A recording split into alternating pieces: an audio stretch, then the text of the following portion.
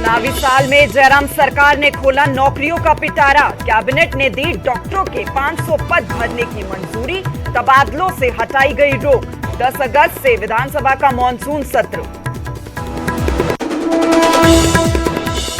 हिमाचल में बड़ा प्रशासनिक फेरबदल। आरजी धीमान बन गए नए चीफ सेक्रेटरी। राम सुभग सिंह के अचानक पद छोड़ने के 2 घंटे बाद ही जारी हुए आदेश।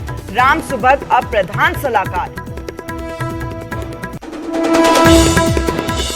नए मुख्य सचिव आरजी धीमान ने संभाला कार्यभार। पूर्व मुख्य सचिव सुभग सिंह भी रहे मौजूद। कार्यभार संभालने के बाद सीएम से मिले आरजी धीमान। बागवानों को जयराम सरकार ने दी बड़ी राहत। सेब कार्टन पर बढ़े जीएसटी का खुद वहन करेगी सरकार। बागवानों पर नहीं पड़ेगा बोझ। न्यूज 18 पर गोल्डी बराड़ का कबूलनामा। मूसेवाला के कत्ल की ली जिम्मेवारी। कहा विक्की मिट्टू खेड़ा कत्ल का लिया बदला। मूसेवाला की हत्या का नहीं कोई अफसोस। न्यूज 18 पर गोल्डी बराड़ का बड़ा दावा। कहा सिद्धू ने हमें 2 करोड़ रुपए का दिया था ऑफर। विक्की मिट्टू खेड़ा के कत्ल के बाद समझौता करने की फिराक में था मूसेवाला। कई बार की थी मिन्नतें। मानसा कोर्ट ने शूटर अंकित सेरसा और सचिन को 8 दिन के रिमांड पर भेजा। कल दोनों को दिल्ली से ट्रांजिट रिमांड पर लेकर आई थी पुलिस। अंकित ने सिद्धू मूसेवाला को के दोनों हाथों से मारी थी गोलियां। कनाडा में सिख नेता रिपुदमन सिंह मलिक की गोलियां मारकर हत्या। अज्ञात हमलावरों ने दफ्तर के बाहर की मलिक पर फायरिंग। कनाडा पुलिस ने टारगेट किलिंग का जताया शक। और संगरूर से सांसद सिमरनजीत सिंह मान का बड़ा बयान। कहा हरियाणा के लोग पंजाब में आकर करते हैं गैंग वॉर। हरियाणा से आते हैं गैंगस्टर्स।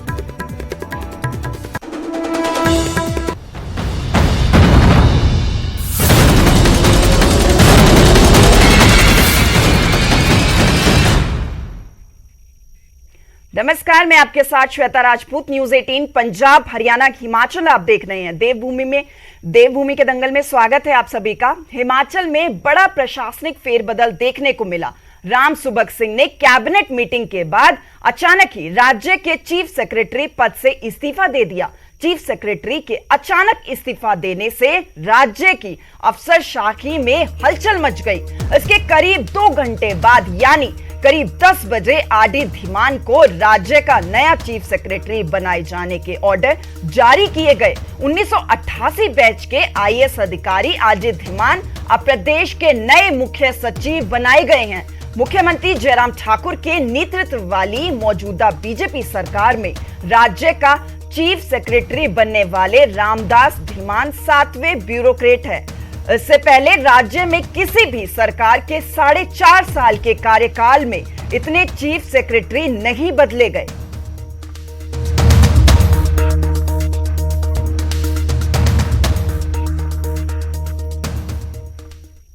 इसी खबर से जुड़ी एक बड़ी खबर आपको बता दें, जहां मुख्य सचिव को हटाने के मामले से ये बड़ी खबर जुड़ी हुई है। राम सुभग के खिलाफ भ्रष्टाचार को संरक्षण देने के गंभीर आरोप सामने आए। पीएमओ में ये शिकायत दी गई थी। शिकायत पत्र के बाद पीएमओ ने इसमें जांच के भी आदेश दिए थे। न्यूज 18 ने एक्सक्लूसिव खबर आप ये न्यूज 18 पर देख सकते हैं। मुख्य सचिव को हटाने के मामले में ये बड़ी खबर, जहां राम सुभग के खिलाफ भ्रष्टाचार को संरक्षण देने के आरोप लगाए गए थे और पीएमओ में एक शिकायत भी दाखिल की गई थी, जिसके बाद पीएमओ की तरफ से जांच के आदेश भी जारी किए गए थे। तो अचानक से ही मुख्य सचिव को बदल दिया जाता है। हालांकि इस पर कोई भी स्पष्टीकरण सामने नहीं आता है।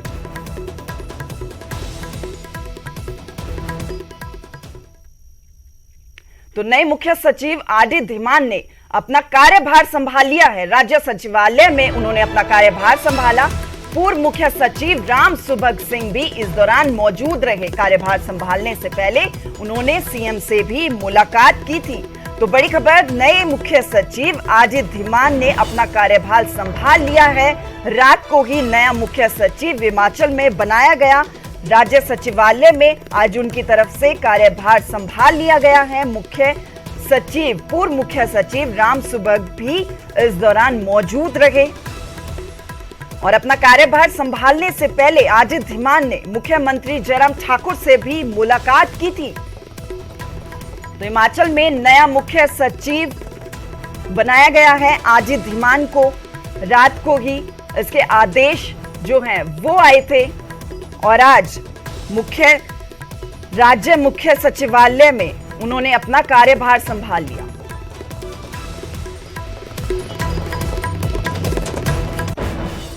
तो मुख्य सचिव को हटाने के इस पूरे मामले में जब मुख्यमंत्री जयराम ठाकुर से सवाल किया गया तो उन्होंने भी चुप्पी साध ली।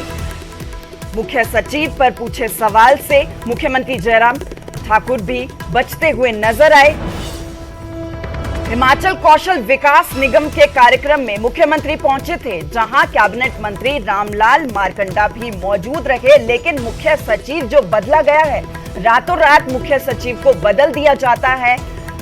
लेकिन इस पर जब सवाल मुख्यमंत्री जयराम ठाकुर से किया जाता है तो उनकी तरफ से भी चुप्पी साध ली जाती है। मुख्यमंत्री ने इस पूरे मामले में कुछ भी कहने से फिलहाल इनकार कर दिया, उन्होंने चुप्पी साध ली।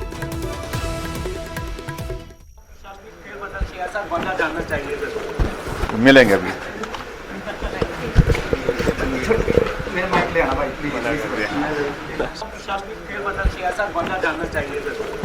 मिलेंगे अभी।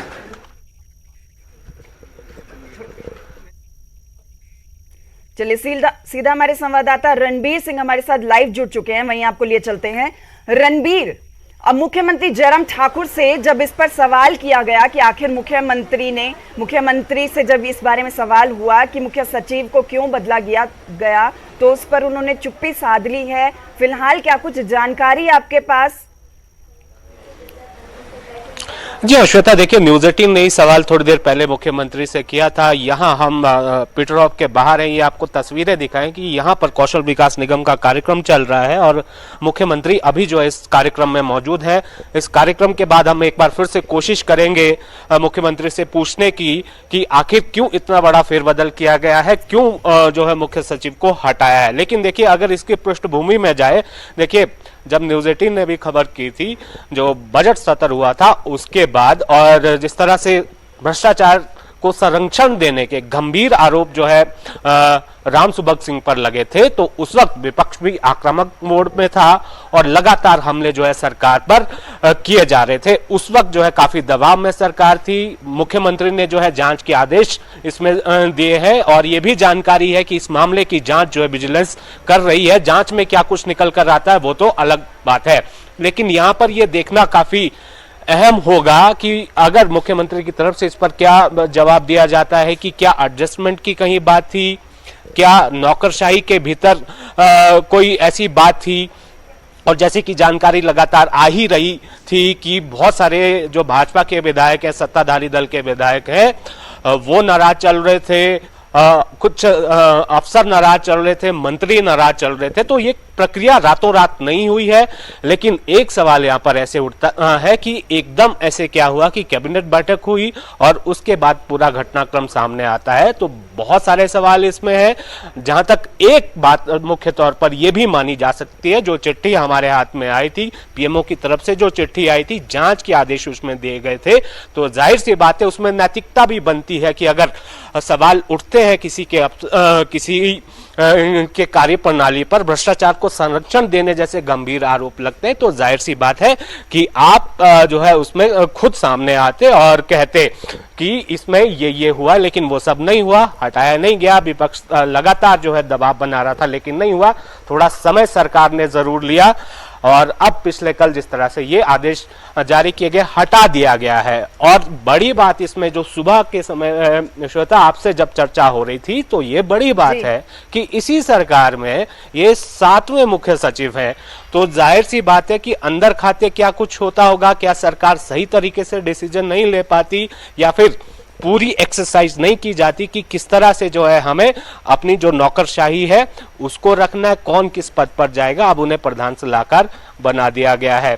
अगर थोड़ा और इसमें वो नाम गिनाते जाएं, जो बीसी फारका से लेकर जब मुख्यमंत्री जयराम ठाकुर ने शपथ ली थी, उस वक्त जो है पूर्व सरकार के कार्यकाल के दौरान जो है नियुक्त जो मुख्य सचिव थे, जाहिर सी बात है उन्हें हटा दिया जाना था, उन्हें हटा दिया गया। फिर विनीत चौधरी आए, फिर वो सेवानिवृत्त हुए, फिर वीके अग्रवाल आए, वो चले गए, फिर श्रीकांत बाल्दी आए, वो सेवानिवृत्त जरूर हुए, फिर अनिल खाची आए और उन्हें भी जो है राज्य सरकार ने हटा दिया था। और उसके पीछे भी यही वजह निकल कर आई थी कि अनिल खाची जो है बहुत सारे लोगों को पसंद नहीं थे। अब किसे पसंद नहीं थी वो बात आई, और अब जो है यहाँ राम सुभग सिंह को जो है हटा दिया गया है। तो बड़ी बातें इसमें निकल कर आ रही हैं, और पृष्ठभूमि किस तरह से तैयार हुई है ये माना जा रहा है कि रातों रात ये फैसला नहीं हुआ है श्वेता, इसमें लंबी एक्सरसाइज की गई है। और इसके पीछे की मुख्य वजह क्या है वो तो मुख्यमंत्री ही बता पाएंगे, और हम कोशिश जरूर करेंगे। और एक अहम बात इसमें यह भी है कि जब राम सुभग सिंह को हटाने के आदेश आने से कुछ समय पहले ही नेता प्रतिपक्ष ये कहते हैं कि राम सुभग सिंह की विकेट गई, हमीरपुर में कहा था, वो फेसबुक पे वो जो है लिखते हैं। और आज ही जो विक्रमादित्य सिंह है कांग्रेस के विधायक है शिमला ग्रामीण से, वो भी जो है फोटो लगाकर राम सुभग सिंह का ये पूछ रहे हैं कि आखिर रातों रात क्यों हटाया गया। तो बहुत सारे सवाल है, बहुत सारी कड़ियां हैं इसमें, उनका जो है अब यही कहा जा सकता है कि हम दोबारा जब कोशिश करेंगे मुख्यमंत्री इस पर क्या कहेंगे। श्वेता।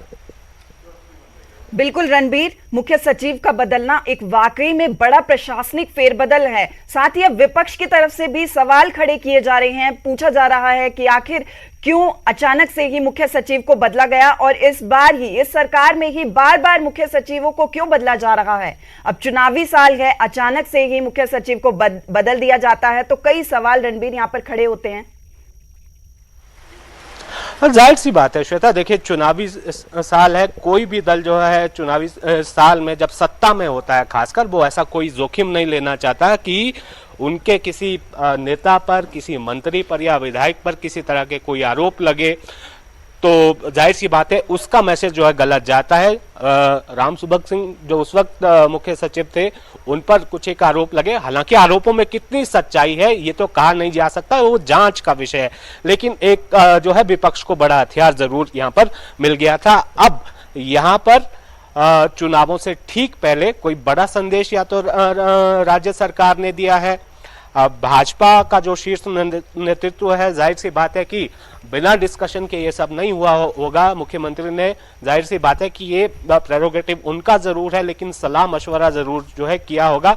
तो इसमें पूरा गणित जो है यहाँ पर जो गणित है पूरा उसको जो है समझते हो ये फैसला लिया होगा। लेकिन मुख्यमंत्री क्या इस पर कहेंगे, इसका अभी इंतजार है कि यहाँ पर मुख्यमंत्री की तरफ से क्या कुछ कहा जाएगा। श्वेता जी, बहुत बहुत शुक्रिया रणबीर, आपने तमाम जानकारी दी। सभी को यही इंतजार है कि मुख्यमंत्री जयराम ठाकुर की तरफ से अब इस पूरे मसले पर क्या बयान जारी किया जाता है। उधर जयराम कैबिनेट ने चुनावी साल में नौकरियों का पिटारा खोल दिया। गुरुवार को शिमला में मुख्यमंत्री जयराम ठाकुर की अध्यक्षता में कैबिनेट की बैठक हुई, जिसमें कई अहम फैसलों पर मुहर लगी। इस बैठक में 1400 से ज्यादा पद भरने का फैसला लिया गया। डॉक्टरों के 500 पद भरने को भी कैबिनेट में मंजूरी मिली। सरकार ने सेब बागवानों को आश्वासन का मरहम भी लगाया। कैबिनेट ने मॉनसून सत्र बुलाने को भी मंजूरी दे दी। जयराम सरकार अंतिम मॉनसून सत्र 10 अगस्त से लेकर 13 अगस्त तक चलेगा। जयराम कैबिनेट ने 18 से 27 जुलाई तक यानी कि 10 दिनों के लिए सरकारी कर्मचारियों के तबादलों पर लगी रोक को भी हटा दिया।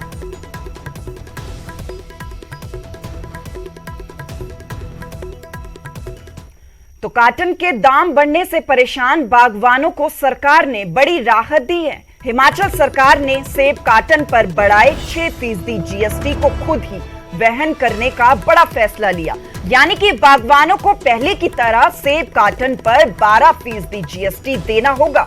प्रदेश के बागवान मंत्री महेंद्र सिंह ठाकुर ने बागवानों को राहत भरा ऐलान किया।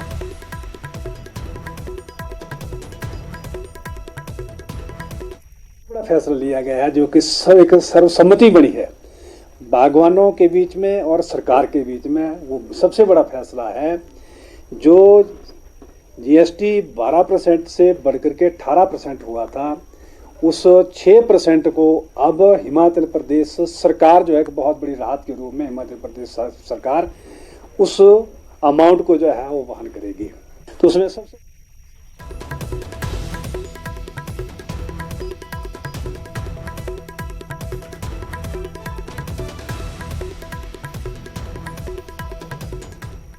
तो हिमाचल में कुदरत का कहर देखने को मिल रहा है। लगातार कई घटनाएं सामने आ रही है। हिमाचल प्रदेश में आसमानी आफत बरस रही है। भारी बारिश से भयंकर तबाही मच चुकी है। बाढ़ भूस्खलन के बाद बादल फटने से करोड़ों रुपए का प्रशासन को तो नुकसान हुआ ही है, साथ ही साथ 75 लोगों की इसमें जान भी जा चुकी है। साथ ही राज्य आपदा प्रबंधन की टीम मुस्तैद है। लोगों को भी प्रशासन की तरफ से हिदायतें दी गई हैं। हिमाचल की कई सड़कों को बंद भी कर दिया गया है। भूस्खलन की घटना, बाढ़ हो, बादल फटने की कई घटनाएं सामने आ रही हैं। तस्वीरें आपके सामने है, किस तरीके से ताश के पत्तों की तरह ये पूरी बिल्डिंग गिर गई। लैंडस्लाइड की ये तस्वीर है, बादल फटने की भी कई तस्वीरें लगातार हिमाचल से सामने आ रही है। प्रशासन को इसमें कई करोड़ों का नुकसान हुआ है, साथ ही बहुत से लोगों ने अपनी जान भी गंवा दी है। तो वहीं अब राज्य आपदा प्रबंधन की टीम भी पूरे तरीके से मुस्तैद है। लोगों की मदद भी की जा रही है। प्रशासन की तरफ से लोगों को हिदायतें भी दी जा रही हैं। हिमाचल की बहुत सी सड़कें तो ऐसी हैं जिनको फिलहाल के लिए बंद कर दिया गया है। टूरिस्ट लगातार हिमाचल पहुंच रहे हैं। उसके बाद प्रशासन की तरफ से लगातार लोगों को हिदायत दी जा रही है। तो माननीय मुख्यमंत्री जी ने डिजास्टर को लेकर, आपदा को लेकर सभी डिप्टी कमिश्नर और अन्य सभी संबंधित अधिकारियों के साथ वीडियो कॉन्फ्रेंस मीटिंग की। सबको इस दृष्टि से तैयार रहने के लिए कहा कि मॉनसून शुरू हो रही है, तो इसलिए ये जो घटनाएं हैं उस पर हमने एक्टिवली काम करना है। और उसका परिणाम भी देखने में आया। आप सबने देखा चौपाल में 3-4 मंजिल की जो बिल्डिंग गिरी है, उस बिल्डिंग में रहने वालों को 3 दिन पहले ही प्रशासन ने कह दिया था कि ये भवन असुरक्षित है, आप इसको छोड़कर चले जाएं। इसलिए भवन गिरने के बावजूद भी वहां कोई कैजुअलिटी नहीं। चलिए खबर मंडी से, जहां शहर की पुरानी मंडी में सड़क किनारे खड़ी एक गाड़ी पर पहाड़ी से अचानक ही एक पत्थर आकर गिर गया। गनीमत ये रही कि हादसे के वक्त गाड़ी में कोई भी मौजूद नहीं था। गाड़ी को भारी यहां पर नुकसान हुआ। उधर भूस्खलन से चंडीगढ़ मनाली नेशनल हाईवे बंद हो गया। मलबा गिरने से रात भर हाईवे बंद रहा। सुबह होते ही मलबा हटाने का काम भी शुरू कर दिया गया। कुछ घंटों बाद चंडीगढ़ मनाली नेशनल हाईवे को बहाल भी कर दिया गया।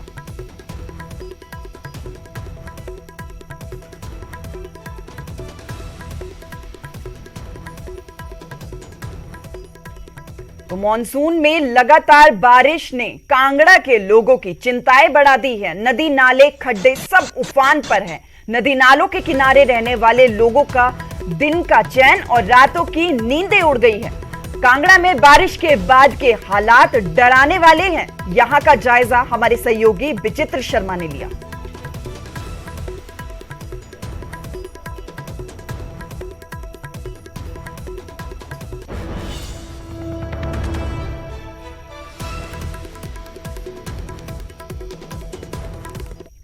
कांगड़ा में मौजूद हैं और जनपद कांगड़ा में जिस तरह से मानसून की बरसात रुक रुक कर हो रही है, उसके चलते जो है कांगड़ा के वो तमाम नदी नाले खड्डे जो हैं उफान पर हैं। उसकी बांधी, उसकी तस्वीर आप लोगों के रूबरू करवाना चाह रहा हूँ। फिलहाल ये देख सकते हैं आप लोग कि धौलाधार की तलहटी से निकलने वाले तमाम जो जितने भी नदी नाले हैं, उन्हीं नदी नालों में से एक है ये गडप्पा नाला, गडप्पा खड्ड, जो कि इस वक्त किस तरह से रौद्र रूप अपना धारण किए हुए हैं, ये इसकी तस्वीर आप साफ तौर पर देख सकते हैं। और कितना पानी जो है, पानी का जो जल स्तर है वो किस स्तर पर इस वक्त जो है वो बह रहा है। अमूमन इस जगह को हम आप लोगों को दिखाते ही रहते हैं, इस तरह के खड्डे नदी नाले जो हैं हम आपको दिखाते ही रहते हैं, लेकिन ये जो गडप्पा जो नाला है, ये जो आप इस वक्त देख पा रहे हैं, ये तो फिर भी अभी भी इसका जो जल स्तर है वो बहुत निम्न स्तर पर नजर आ रहा है। इससे पहले इसका जो जल स्तर था, जब खूब बरसात हो रही थी उस वक्त और भी ये नाला जो है वो ये खड्ड बहुत उफान पर थी।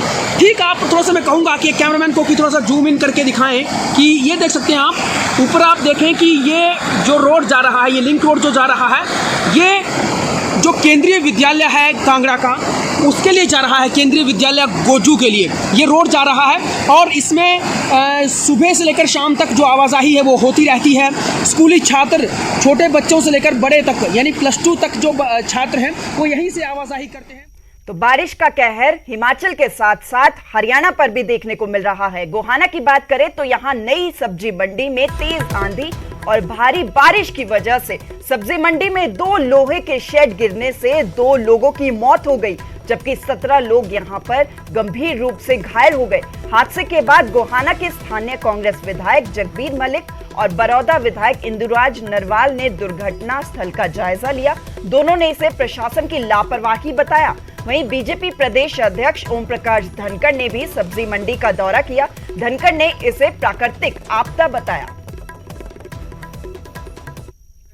ये दुर्भाग्यपूर्ण है और इसमें जो है कई कैजुअलिटीज हुई हैं, इंजरी भी बहुत लोगों की हुई है। अब इनकी जो है देखभाल, जो इंजर्ड है उनका प्रॉपर हो, और जो उनके परिवारों को जो है, ये सरकार, उनकी गलती नहीं है, ये सरकार की गलती है, एडमिनिस्ट्रेशन की गलती है। एडमिनिस्ट्रेशन ने इस पर ध्यान नहीं दिया। बात ये हादसा बड़ा दुखदायी हादसा है और मैं इस हादसे का सारा जिम्मेवार प्रशासन को मानता हूँ। प्रशासन के यहाँ के नीचे हुए था और यहाँ के जो मंडी के आड़ती थे और लोग जहाँ दुकान लगाते थे, उन्होंने मंडी के जो अधिकारी उनको बार बार बताया भी है, लिख के भी दिया है, लेकिन देखिए बहुत ही हैरान करने वाली बात है। बहुत बड़े शेड थे और इन सेटों के नीचे पूरे जलसे भी होते थे। मंडी रोजाना यहाँ चलती थी। थोड़े खुले हुई हो। दोनों साइड थोड़ी विशेष प्रकार से गिरना अपने आप में बहुत ही हैरान करने वाली घटना है। निश्चित रूप से मौसम का जो यहाँ इसको कहते हैं कि हवा का भंवर बढ़ना, उसके कारण से मंडी वालों का कहना है कि घटना हुई है और 2 लोग इस दुर्घटना में चले गए हैं। मैं उनके प्रति श्रद्धांजलि अर्पित करूँ। तो हरियाणा की मनोहर सरकार और प्रशासन बेसहारा गौवंश को गौशाला में भेजने के बड़े बड़े दावे तो करते हैं, लेकिन जमीन पर ये दावे कितने सही है ये आपको इस वीडियो में दिखाएंगे। रेवाड़ी के हंसनगर से ये सीसीटीवी फुटेज जो है वो सामने आया, जहां गली से गुजर रहे एक 5 साल के बच्चे को एक गाय ने उठाकर पटक दिया। इस घटना के बाद से लोग घरों से बाहर निकलने से भी कतरा रहे हैं। तस्वीरें आपके सामने हैं, एक रेवाड़ी की तस्वीर है और दूसरी सीएम सिटी करनाल की ये तस्वीर है। किस तरीके से आवारा पशु यहाँ पर घूम रहे हैं। हरियाणा आवारा पशुओं का आतंक जो है हरियाणा में वो बढ़ता जा रहा है। सरकार भले ही लाख दावे करे, लेकिन सच्चाई यही है कि सड़कों पर गलियों में आवारा पशु मौत बनकर घूम रहे हैं। करनाल की इन तस्वीरों में ही देख लीजिए कैसे एक आवारा सांड ने घर के बाहर बैठे बुजुर्ग को टक्कर मारी। सीसीटीवी फुटेज में आप देख सकते हैं कि मोतीनगर में अपने घर के बाहर बैठे 72 साल के बुजुर्ग महेंद्र शर्मा जब उठकर घर के अंदर जाने लगे तो पीछे से इस आवारा सांड ने उन पर हमला कर दिया। ये वीडियो 10 जून का है और 10 जुलाई को बुजुर्ग ने अस्पताल में दम तोड़ दिया।